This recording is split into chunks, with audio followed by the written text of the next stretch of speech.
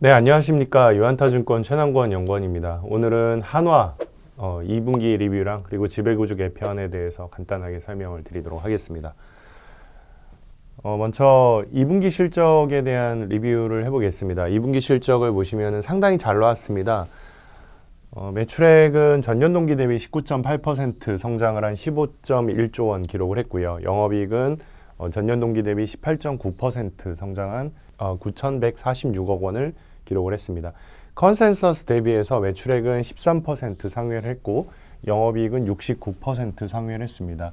영업이익률은 이제 전년 동기 대비해서 소폭 하락을 했지만 매출액 성장이 워낙 가팔랐기 때문에 그만큼 이익의 증가를 이뤄냈다라고 보시면 될 것 같고요.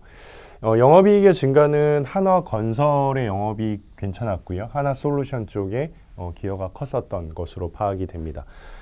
별도 같은 경우에는 전년 동기 대비해서 줄었고요. 그리고 영업이익도 전년 동기 대비해서 줄었습니다. 이렇게 그 실적이 좀 빠진 이유는 방산 대형 프로젝트가 종료가 됐고 또 최근에 물류난에 따라서 선적이 지연이 됐고 또 석유화학 쪽의 실적 악화 영향에 따른 것으로 분석이 되는 상황입니다.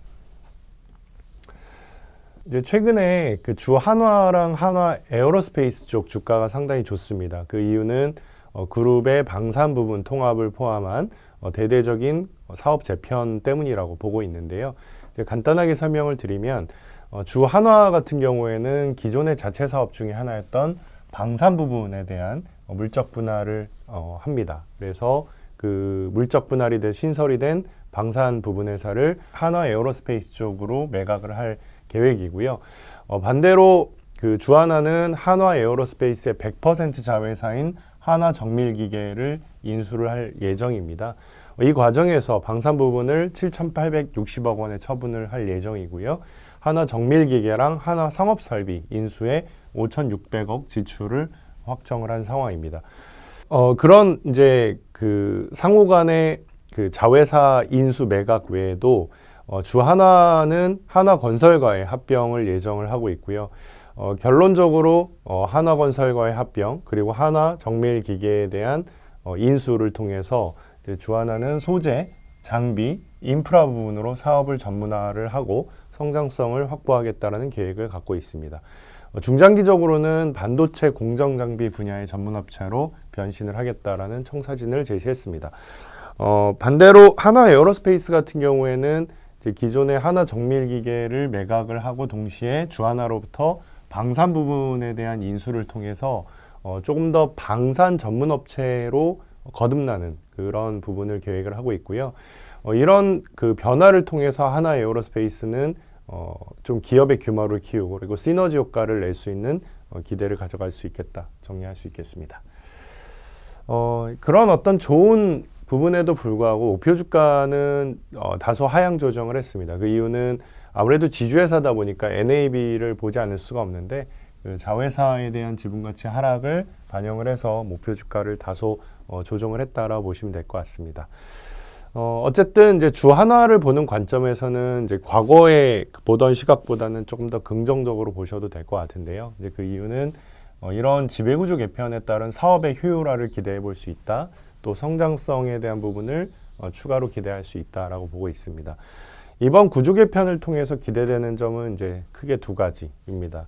하나는 차입금과 에비타 배율 자체가 기존의 10배에서 7배 수준으로 낮아지게 됩니다. 재무구조 개선이 예상이 되고요. 현금 흐름 창출 능력의 개선이 예상이 된다라고 볼 수 있겠습니다.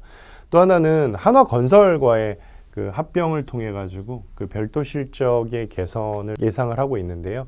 한화건설은 21년도에 영업이익을 1,804억 원을 기록을 했습니다. 또 최근에 이런 복합개발에서 굉장히 좋은 수주 능력을 보여주고 있기 때문에 앞으로 한화건설 부분의 주하나 편입을 통한 별도 부분의 실적 개선을 상당히 높게 보고 있다라고 말씀드릴 수 있겠습니다. 투자자들이 가장 궁금해하는 부분 중에 하나는 이번 지배구조 개편 이후에 추가적인 지배구조 개편 작업이 있겠냐라는 부분인데요. 당장은 없을 것으로 보고 있습니다. 그 이유는 이번에 그 한화랑 한화건설이 합병을 하면서 사실 그 지주 비율에 대한 부분을 이제 보지 않을 수가 없는데 50%를 넘기지 않는 것으로 파악이 됩니다. 그 이유는 여전히 한화생명이 IFRS 9을 준수하고 있기 때문에 자산은 시가 그리고 부채는 원가로 평가를 하고 있다. 그래서 이번에 이제 합병을 하더라도 지주 비율이 50%가 안 넘어간다라는 거고요. 그 내년 이후에 합병을 하게 되면은 IFRS 17이 적용이 되기 때문에 바로 이런 부분에 대한 시가 평가가 이루어지게 되면서 지주 비율이 50%를 넘어가게 됩니다. 그러니까 올해 합병을 추진했다라는 거는 이런 부분들을 분명히 회사가 염두에 뒀을 것으로 생각을 하고 있고요.